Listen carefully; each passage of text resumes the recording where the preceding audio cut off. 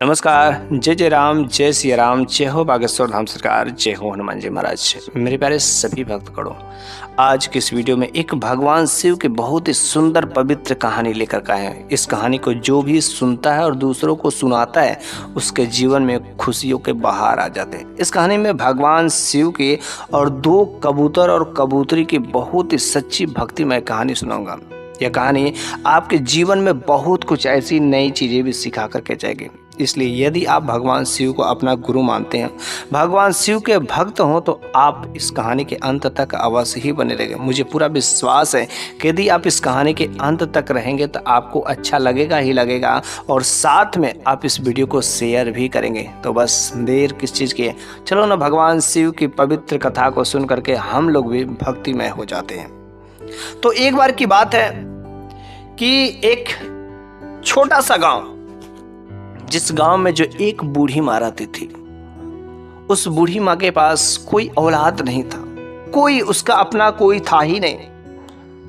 उसके घर परिवार में बस बेचारी वह अकेले रहती थी, और वह एक झोपड़ी बना करके गांव के किनारे रहती थी। वह अपना रोजी रोटी थोड़ा बहुत किसी से मांग करके या कोई कुछ उसे दे देता गरीब जान करके, तो वह उसी से अपना रोजी रोटी चलाती थी।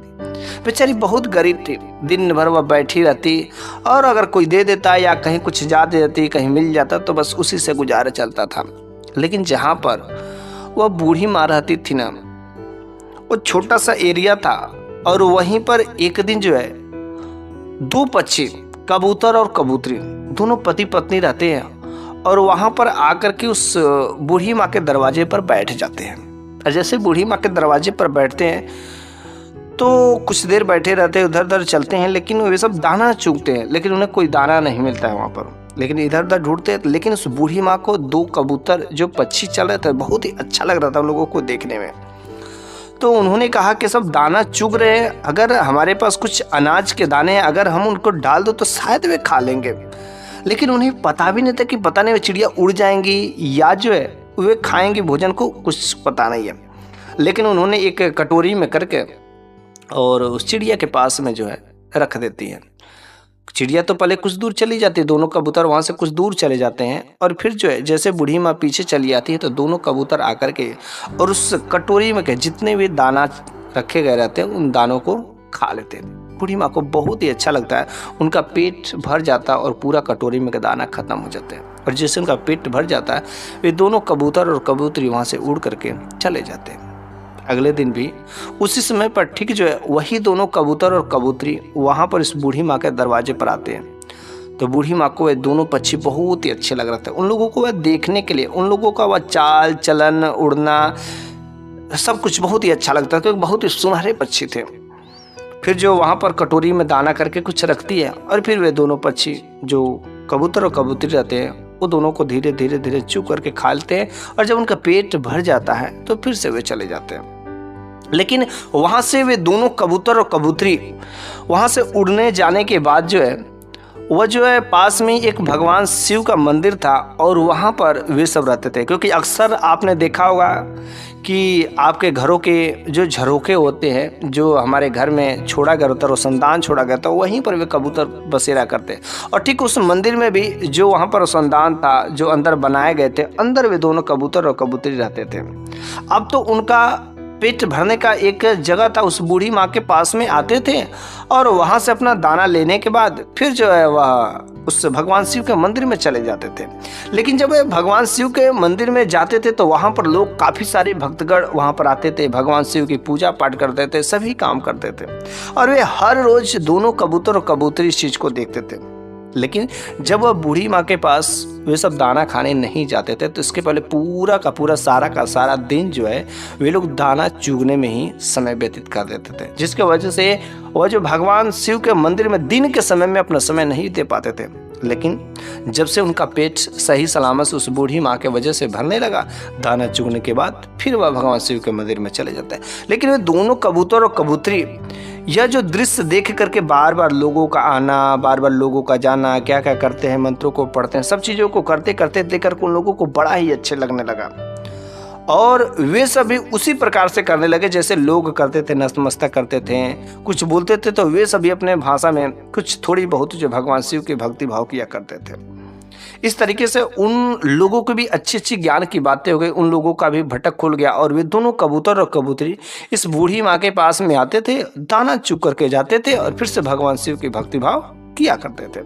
सारा का सारा दिन ऐसे ही चलता रहा। कुछ दिन जब बीत जाते हैं तो एक बार दोनों कबूतर और कबूतरी उस बूढ़ी माँ के घर के पास में आते हैं और हर जगह जहाँ पर हर रोज बैठते थे उसी जगह पर बैठते हैं।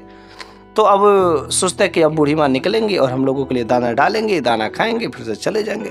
कुछ समय बीत जाते हैं, दोनों कबूतर और कबूतरी इंतजार करते हैं, अरे भाई बूढ़ी दादी माँ आई नहीं। 1 घंटा 2 घंटा 3 घंटा इंतजार करते हैं, लेकिन जब बूढ़ी दादी माँ नहीं जब निकलती हैं तो बहुत ही निराश होते हैं। और वे दोनों कबूतर और कबूतरी सोचते हैं कि शायद बूढ़ी दादी माँ कहीं चल गई होंगी और आज घर पर नहीं होंगी, तो आज हम लोगों को बाहर का ही गुजारा बसारा करना होगा। और वे दोनों कबूतर और कबूतरी चूंकि दाना चुगने की आदत छूट गई थी और मजबूरन अपना पेट भरने के लिए वे लोग जो है दाना चुगने के लिए बाहर चल पड़ते हैं। दिन भर दाना चुगने के बाद जो है फिर से वह शाम के समय में काफ़ी थके हारे भगवान शिव के मंदिर में जाते हैं और फिर उन लोगों को नींद आ जाती, सो जाते हैं। भगवान की भक्ति भाव कुछ कर ही नहीं पाते।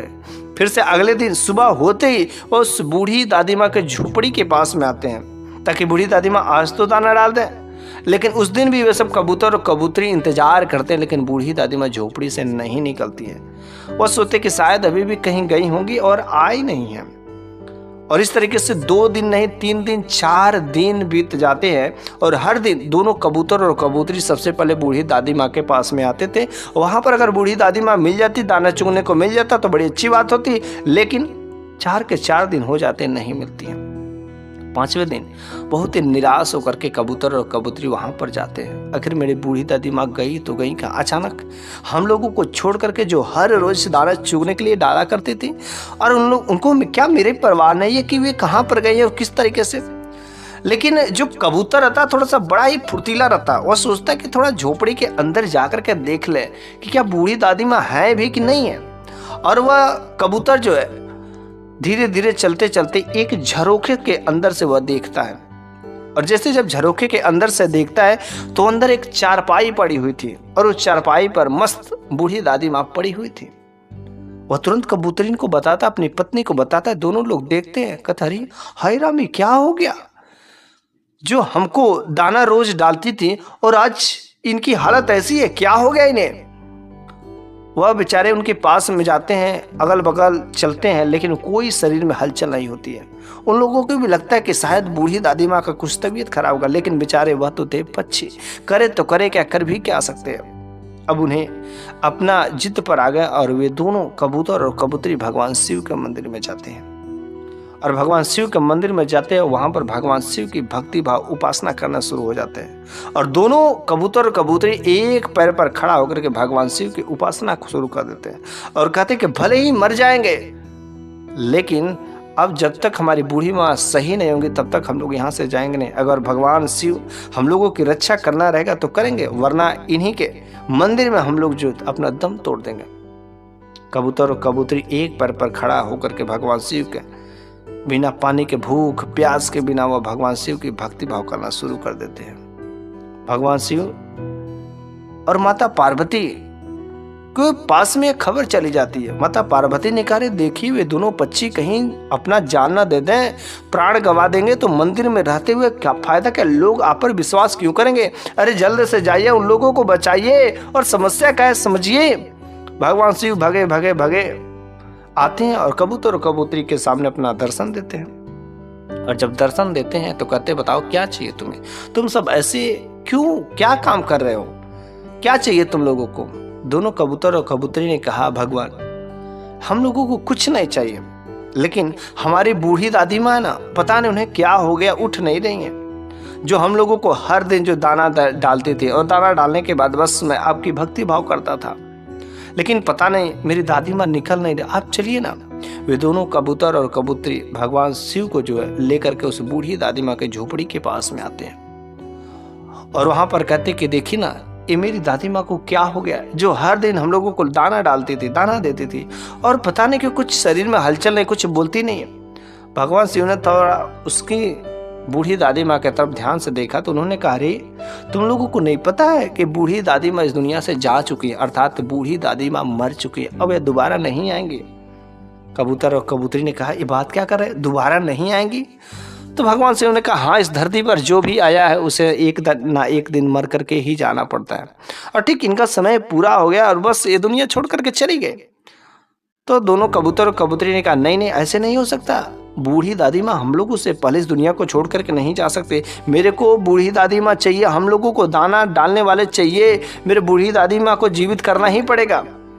तो भगवान शिव ने कहा कि नहीं नहीं, ऐसा बिल्कुल ही नहीं सोते, यह तो नियम के खिलाफ हो जाएगा। अरे मैं इनको जीवित कैसे कर सकता हूँ, अरे इनकी बॉडी, इनका जो शरीर है सड़ना शुरू हो गया। तो फिर उन दोनों पक्षियों ने कहा, कबूतर ने कहा, क्या भगवान, अरे आपके तो हाथ में सब कुछ है, इस सड़ा गला क्या चीज है, असंभव को भी संभव कर देते हैं और कहते कि शरीर सड़ना शुरू हो गया। ये बात क्या करें, आपको कैसे भी हो बूढ़ी दादी माँ को जीवित करना ही पड़ेगा, वरना हम लोग उसी आपके ही मंदिर में हम दोनों पति पत्नी अपना जान दे देंगे। भगवान शिव के बार बार समझाने पर दोनों कबूतर और कबूतरी इस बात पर राजी नहीं होते हैं और वे कहते हैं कि किसी भी हालत में मेरी बूढ़ी दादी माँ को आपको जीवित करना ही पड़ेगा। और फिर भगवान जो अपने भक्त के आगे तो कमजोर पड़ ही जाता है जब भक्त जिद पर आ जाता है, और फिर भगवान शिव भी उन दोनों कबूतर और कबूतरी के जिद के आगे अपना हार मान जाते हैं और फिर उन्हें मजबूरन बूढ़ी दादी माँ को जीवित करना ही पड़ता है। और जैसे बूढ़ी दादी माँ के शरीर में हलचल होता है, वह तुरंत उठ करके बैठ जाती है। जब उठ करके बैठ जाती है तो सामने क्या देखती, सामने भगवान भोले बाबा।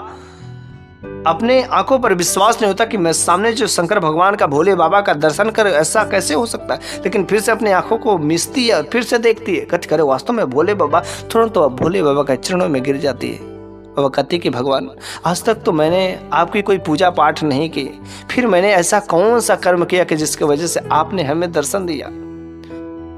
भोले बाबा ने कहा, अरे हे बूढ़ी माँ, मैंने तुम्हारे कर्तव्य के वजह से, तुम्हारे कर्म के अनुसार से मैंने तुम्हें दर्शन नहीं दिया। तुमने अपने जीवन में कोई कर्म नहीं किया, लेकिन हाँ एक अच्छा कर्म किया जिसकी वजह से तुमको आज मेरा दर्शन मिला। तुम ये दो चिड़ियाओं को रोज जो दाना डाल रहे थे ना, इन दोनों चिड़ियाओं के कर्म के वजह से मुझे तुमको जीवित करना पड़ा और तुमको मेरा दर्शन हुआ।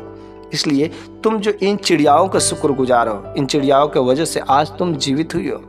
इन चिड़ियाओं का कहना है कि मेरी बूढ़ी दादी माँ को जीवित कर दीजिए, और बस मैं अपने इन दोनों चिड़िया जो कबूतर है, इन दोनों कबूतर और कबूतरी की भक्ति के आगे जो हमें झुकना पड़ा और एक मरे हुए व्यक्ति को जीवित करना पड़ा। और बस आज अगर तुम फिर से जीवन मिला है तुमको, तो बस इन दोनों कबूतर और कबूतरी की वजह से।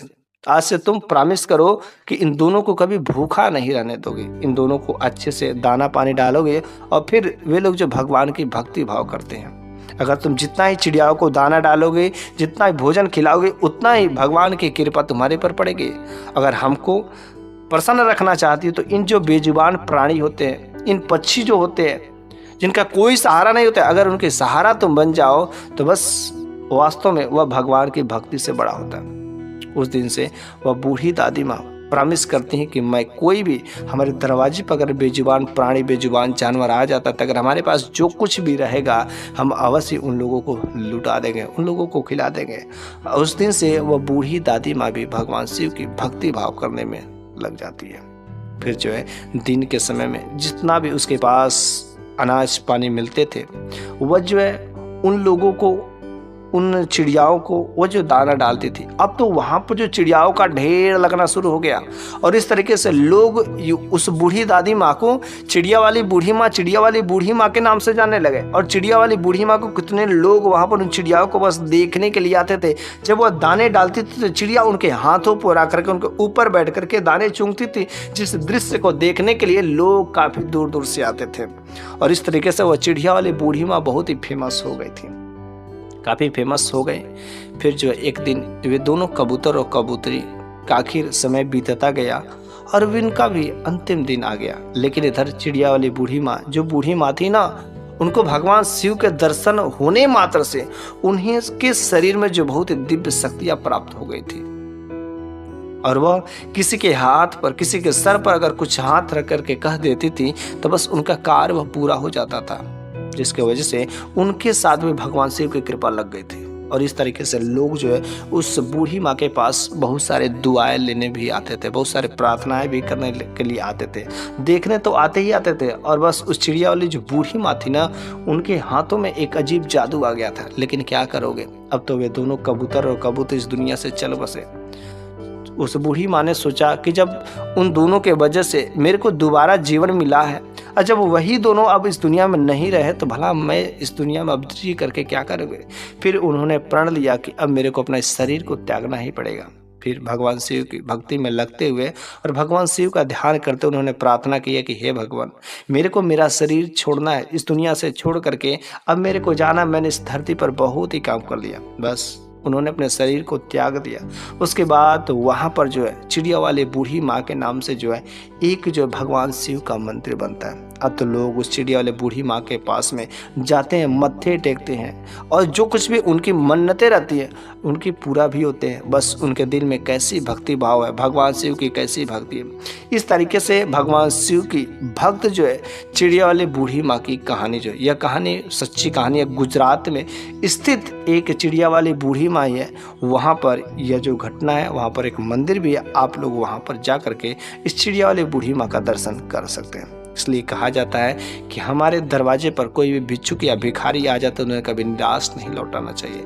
जो बेजुबान जानवर होते हैं, बेजुबान जो चिड़ियाएँ होती है, उन लोगों को कभी जो है कष्ट नहीं देना चाहिए। हो सके भगवान किसी न किसी रूप में मेरे पास में आए, क्योंकि इन बेजुबान जानवर, इन बेजुबान प्राणियों के माध्यम से हम भी हमारे जीवन में बहुत सारे ऐसे नेक कार्य हो सकते हैं। यदि हम इन लोगों की सहायता करते हैं और इन लोगों को पानी पिलाते हैं तो भगवान की एक प्रकार से सेवा करते हैं, और भगवान का सेवा अर्थात इन बेजुबान प्राणियों का सेवा, दोनों एक ही बात बराबर होती है। इसलिए हम सभी को चाहिए कि भगवान शिव की भक्ति भाव करते हुए इन सभी बेजुबान प्राणियों की रक्षा भी करनी चाहिए, सेवा भी करनी चाहिए। और यह कहानी आपको यदि अच्छी लगी हो तो आप इस कहानी को अधिक से अधिक लोगों के पास शेयर जरूर करिएगा। मैं अगले वीडियो में कुछ और सी ऐसी ही जबरदस्त भगवान शिव की पवित्र कहानियाँ लेकर के हाजिर हूँगा। तब तक के लिए धन्यवाद।